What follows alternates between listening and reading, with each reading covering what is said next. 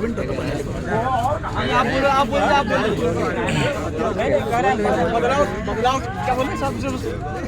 कह रहे हैं, बदलाव होना चाहिए, बदलाव होना चाहिए। बदलाव तो सबका मतलब सरकार बदलनी चाहिए। मोदी के अलावा कोई और मोदी का थोड़ी सरकार यहाँ पे।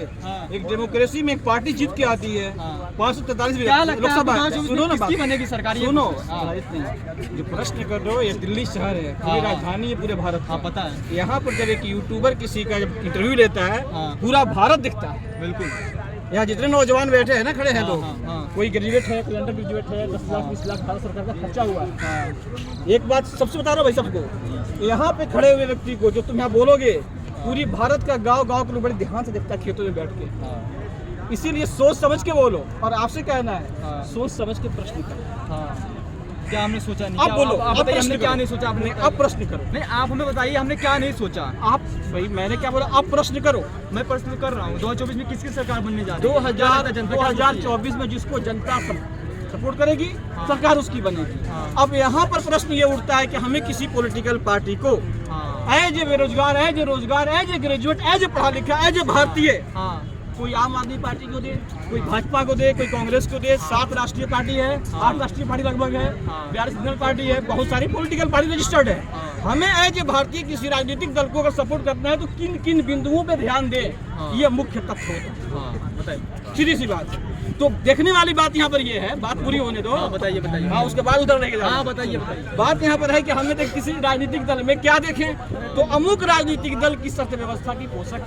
3 बात महत्वपूर्ण है। किसी पार्टी को भी वोट देने से पहले देखो 3 बातें। अमुक राजनीतिक दल किस अर्थव्यवस्था की पोषक है, किस सामाजिक नीति की पोषक है, और किस वैदेशिक नीति की पोषक है। अर्थव्यवस्था में 3 होता है, पूंजीवादी अर्थव्यवस्था, समाजवादी और मिश्रित। मैं खेतीहर मजदूर का बेटा, मैं खेती मजदूरी करने वाला आदमी, मैं पूंजीवादी अर्थव्यवस्था पोषक राजनीतिक दल को वोट क्यों दूं? और मैं टाटा बिरला अंबानी तुम अगर हो तो तुम पूंजीवादी को छोड़ोगे नहीं। मसला यहाँ पर ये है। आपका प्रश्न था कि भाई बदलाव किसको होना चाहिए, कौन जीतेगा, कौन हारेगा, जिसको जनता बहुमत दे के भेजेगी वो जीतेगा, वो जीतेगा। ओके, प्रश्न यही है। विपक्ष कह रही है एक नेशनल, वो सरकार ला रही है, केंद्र सरकार ला रही है 1 नेशनल 1 इलेक्शन। कौन ला रही है? सरकार ला रही है। सरकार क्या ला रही है? 1 नेशनल 1 इलेक्शन। कहाँ ला रही है? अपने देश में। पूरे देश में ला रही है भैया। अरे कैसे लाएगी? पार्लियामेंट में जाएगा, बहस चलेगा। अभी उन्होंने सोचा है, उन्होंने कहा कि 1 नेशन। सुनो, आप उसका साथ देते हैं? विरोध नहीं। वो विरोध से क्या होता है? विरोध आपकी मेरी बात से अगर कोई सहमत नहीं, अपनी बात का विरोध नहीं कहलाता है। बातचीत रखने का वो क्रम है। कह रहे हैं असंवैधानिक है। सुनो भाई साहब, असंवैधानिक और संवैधानिक की बात एक अलग मुद्दा है। उसकी चौराहे पे खड़ा होकर के हम फैसला नहीं कर पाएंगे, उतना एजुकेशन नहीं है हमारे पास। मेन मतलब है 1 नेशन 1 इलेक्शन। क्यों नहीं रहेगा 1 एजुकेशन? तुम एक गरीब बेटे का, एक गरीब घर का प्रधानमंत्री बने, गरीबी तुमको देखा, तो 1 नेशन 1 इलेक्शन। तो why you are not implement the 1 education? एक IAS का बेटा, एक मंत्री का बेटा, एक तुम्हारा, और एक गरीब का जो झाड़ू बाड़ू करता है उसका बेटा, दोनों क्यों नहीं पढ़ते एक विद्यालय में? दोनों को अलग अलग क्यों? जब तुम 1 नेशन कर रहे हो, 1 इलेक्शन कर रहे हो, तो 1 एजुकेशन करो। घर में पोछा मारने वाले का और मंत्री साहब का बच्चा दोनों पढ़े। जय साहब भी वहीं पढ़ के निकले और जो आपका भाई भी वहीं पढ़ के निकले। जब तक ये व्यवस्था नहीं करते हो तो इस प्रधानमंत्री को, इस गृह मंत्री को, इस विपक्ष को, इस देश के राजनीतिक पार्टियों को इस 1 नेशन 1 इलेक्शन पे बात करने का अधिकार नहीं। सीधी सी बात। अभी ये इसरो ने किया चंद्रयान का, उसमें मैक्सिमम लोग गांव से पढ़ के आए। बताओ कोई अंबानी का बेटा है उसमें? कोई अडानी का बेटा है उसमें? अरे गरीब लोग हैं जो यहाँ पर घूम रहे फिर रहे भाई साहब। पैसे वाले तो मॉल में जाके देखो, बैठे हो, जाके देखो बैठे, भूख है, अशोका में जाओ, वहाँ पे जाओ। तो कहने का मतलब है आप भी पढ़े लिखे व्यक्ति हैं। मैं आपसे विनती करता हूँ, आप माइंड सेट करके ऐसा कुछ, आप चौथा स्तंभ है कार्यपालिका, न्यायपालिका, विधायिका, चौथा है मीडिया। अगर आप निष्पक्ष नहीं होंगे, इसके माध्यम से अगर हम जनताओं के बीच में अच्छा मैसेज कन्वे नहीं करेंगे तो आपको भी आने वाला वक्त माफ नहीं करेगा। क्योंकि ये सड़ने वाला है नहीं, गलने वाला है नहीं, ये कहीं ना कहीं पड़ा रहेगा यूट्यूब के माध्यम से। सीधी सी बात है। रही बात आपने कहा 1 नेशन 1 इलेक्शन में विपक्ष विरोध, वो तो होगा। रहा सवाल जो प्रधानमंत्री अभी हैं, जो पार्टी है, अब प्रधानमंत्री मोदी जी नहीं है, अच्छा भाई दे रहे हैं, होता है, गडकरी जी भी हैं, बहुत सारे मंत्रालय हैं, बहुत सांसद हैं। तो आज तो सारे मंत्रियों सिमट गए हैं सिर्फ एक व्यक्ति में, 2 व्यक्ति में। तो जो चाहे सो कर दे, 1 नेशन कर दे, 1 इलेक्शन कर दे, जो चाहे सो कर दे, उनके पास पावर है। अब कोई बोलेगा भी नहीं, अच्छा, बोलने का अधिकार भी छीन लेगा कोई, तो फिर रह कहाँ जाए? आपका बोलने का अधिकार छीन लिया गया? अरे भाई कौन छीना है? तो सुनो, विरोध की बात कहें तो जो कह रहे हैं क्या दिक्कत? आप कह रहे हैं मीडिया है जो निष्पक्ष तरीके से बात करे, आपको क्या लगता है कौन सी मीडिया है जो आपको निष्पक्ष? मैंने कहा निष्पक्ष नहीं, हम तो विनती किया भाई कि तुम यहाँ बैठे हो, देखो यहाँ पर कोई पॉलिटिकल पार्टी जिसको मर्जी जहाँ जो वोट दे उसका अपना राइट है। माइंड सेट न कर, हमने कहा पहले कहा दिल्ली में हम लोग खड़े हैं तो ये माइंड सेट न कर लें।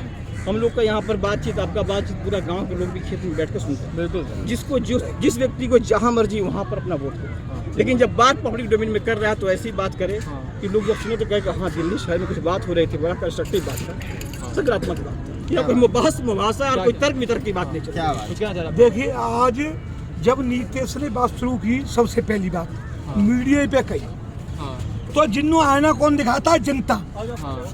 जो तीसरे नंबर की पार्टी बिहार में करोगा नीतीश, कौन करो? पब्लिक नहीं। आपको बाइट मिल जाती है अच्छी उनसे।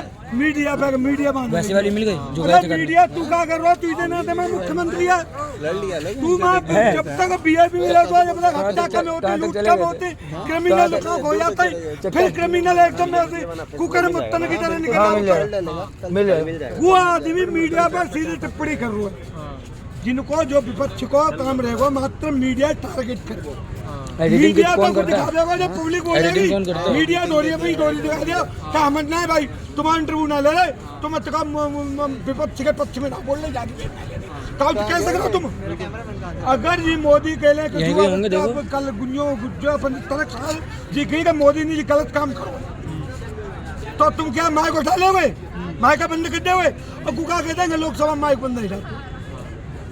ये दुर्भाग्य है कि चुनाव 12-13 लाख पब्लिक को नेतृत्व है लोग आदमी और न्यू गए कि मोदी बात ही ना करेंगे तो, और बात विदेश में जाके देश के लिए तमाम नीचे दिखाओ तो देश है जिस देश को दुर्भाग्य है और ऐसे सांसद बनाए हुए उनको दुर्भाग्य। विपक्ष कह रहा है 9 सालों में क्या अभी जरूरी थी लाने के लिए ये वन इलेक्शन, वन नेशनल? 370 कब आवश्यकता ही?